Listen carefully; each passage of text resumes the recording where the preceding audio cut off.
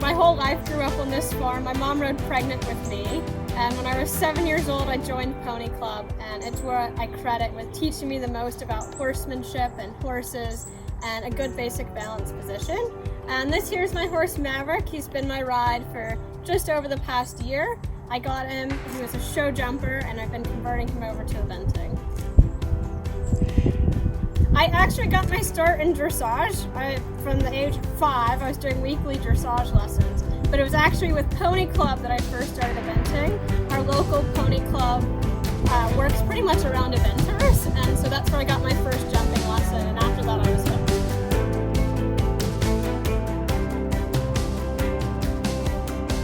After cross country especially, I always like to wash my horse's legs. It's a good way to check out, see if they have any little injuries or nicks, and get all the grime from cross country off their legs. Bannock shampoo is one of my favorites for this because it's the antibacterial. It's going to help clean out those wounds. It also is a no soap shampoo, but despite that, you can see still plenty of bubbles in here. So it does a great job cleaning, but it's nice and gentle on the wounds, and it has the marine collagen, so it's great for the skin. It doesn't dry it out at all. Depending on how sensitive of a horse, sometimes I like using these mitts to get a better scrub. If I have a sensitive horse, I won't use that. Just come in here and give them a nice scrub.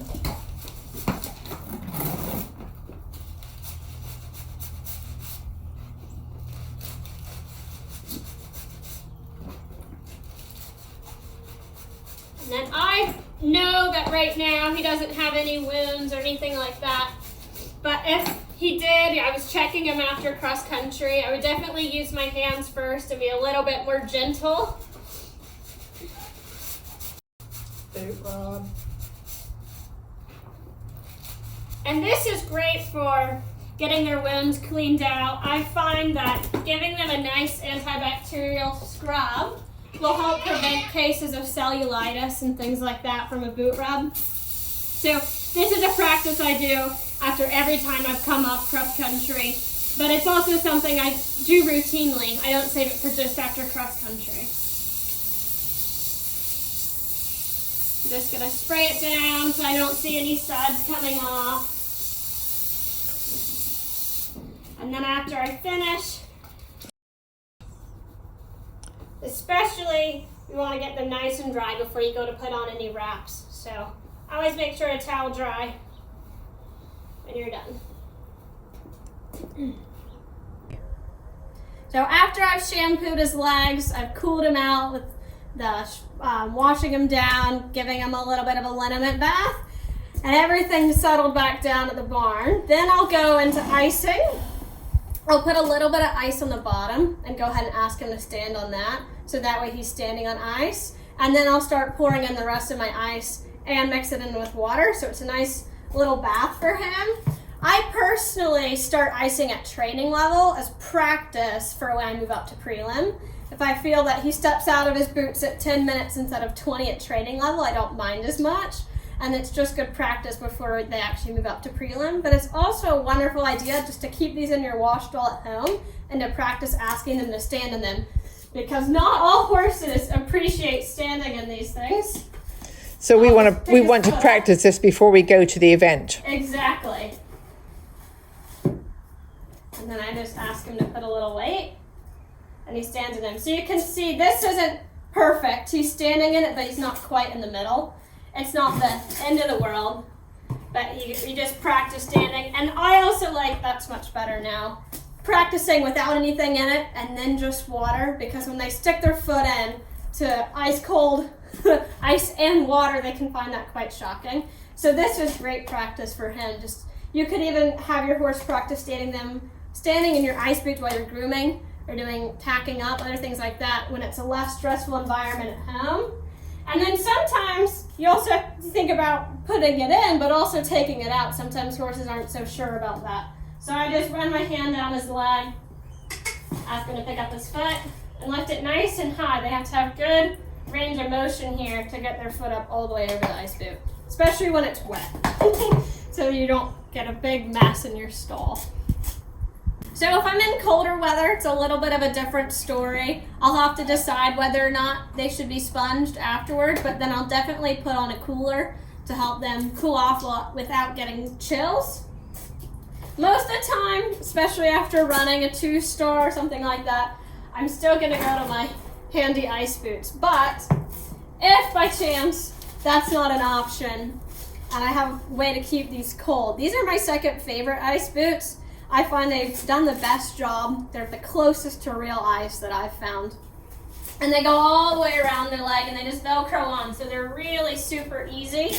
A little funny story, when I was at a jumper show recently, one of my first, the jumpers actually brought their own freezer and plugged it in front of their stall. So that's a great idea. If that's something you can afford to do, then you can absolutely use these or something similar. And you fill those ice boots with ice? No, so these are actually, you can wet them and just stick them in the freezer, but they're really nice, soft and flexible, and you don't have to do anything. You just get these cold and Excellent. strap them right on. So yeah, because they're built in these little blocks, they're flexible and they conform to the horse's leg nice and easily, and it's really the most low maintenance boot. They're pretty durable, and all you have to just get it cold and strap it on.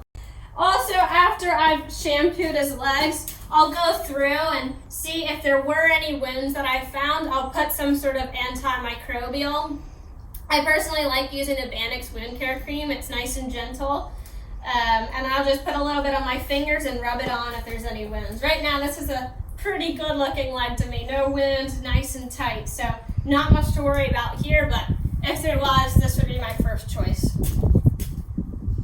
Another thing I do after cross country, or if they're doing a long trailer ride home, is I'll pack their feet. Magic cushions one I use a lot. Another one is Rebound.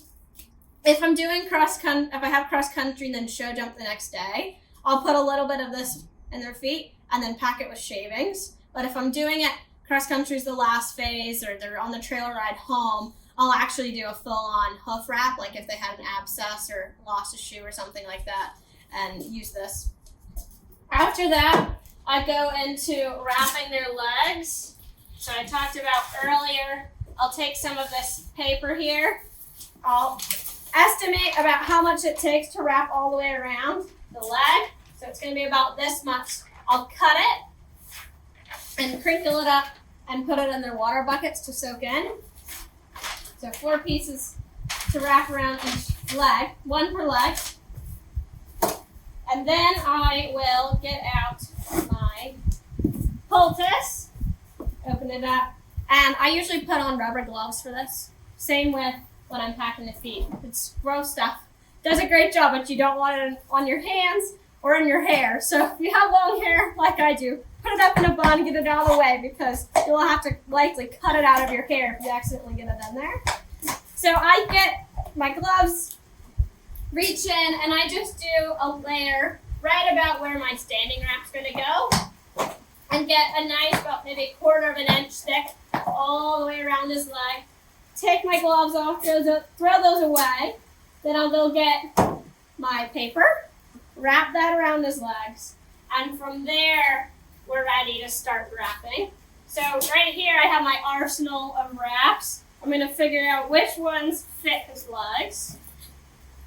Which is a good discussion point. So this one's a little bit long. I could make do if I had to, but I want it just a little bit, maybe poking above his knee, but definitely not where it's going to interfere with the joint, and then just underneath his fetlock. So I'm going to find a smaller one here.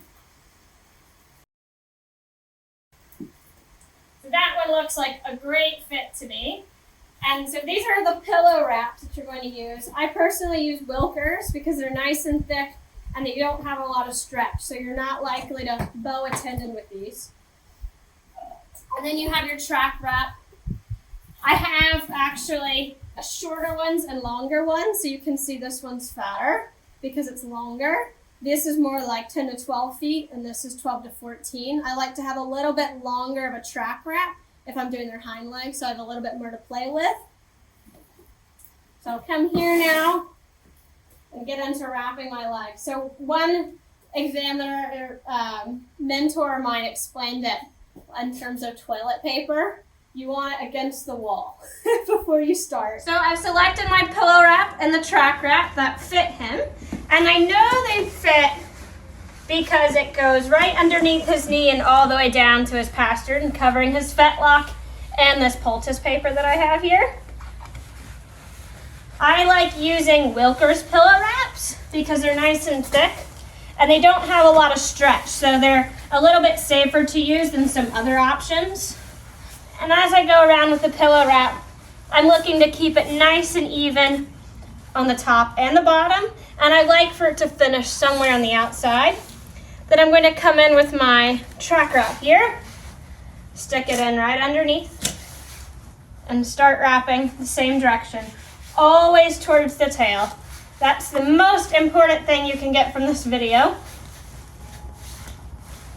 And then looking to have even spacing and even tension all the way around the leg.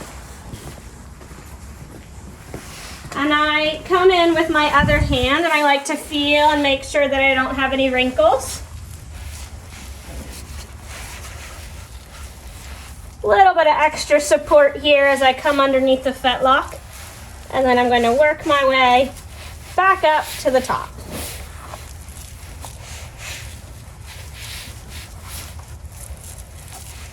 So wrapping is something I've been working on for a long time, and I've been certified in wrapping a few times through Pony Club.